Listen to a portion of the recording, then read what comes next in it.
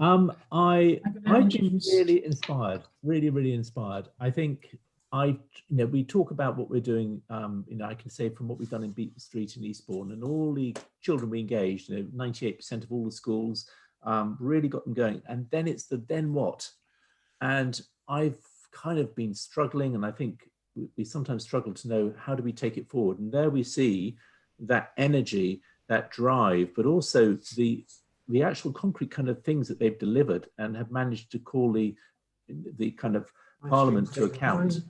So I just feel that there's some inspiration which started in Eastbourne, has been kind of developed in a sort of incubator in Australia. Now it's flourishing on Australia, and now we should obviously bring back a lot of that knowledge that we've got there.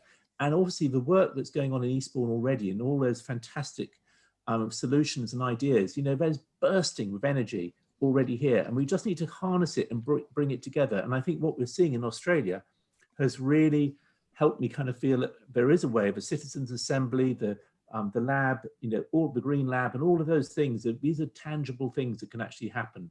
And I think what we should now be thinking is, okay, how do we translate all that energy we've seen in Eastbourne, we've seen of the children who gave that evidence this morning in Eastbourne, how do we harness that together to make the drive that's taking place in Australia? So I was really inspired. And I think, we constantly just heard several times that they wanted to be listened to and valued, and that value of what they're contributing is understood, rather than just an opinion, which they probably feel, I think the young people sometimes feel it's just been sidelined, it's just a tick box. We've talked to the young people, but here it really is for kids and by kids.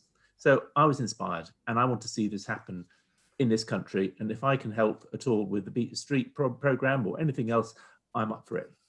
Thank you very much. And I think we'll be coming back to how we're going to make the most of the Beat the Street initiative in Eastbourne further down into the programme. And Tim, before I take us over to Tom Neville, who's been taking action in Eastbourne, what was your immediate response to what you heard? Because you've heard so many young people across the world say very much the same thing. There are people all over the world wanting change. It's only been, let's be political for a moment. It has only been us old farts who haven't done enough that have actually been a brake on all this. We've found reasons not to do things rather than reasons to do things.